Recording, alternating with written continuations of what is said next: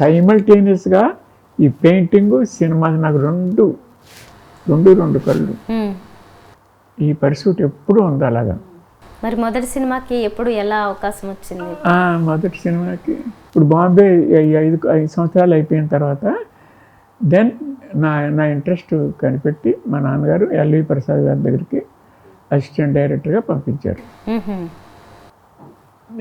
ఈ took me as his assistant director 1959. నేను వస్తే ఆఫీస్కి వస్తే లేతునుచున్నారు ఆయన. నేను కూర్చునేదాకా కూర్చోలేదు.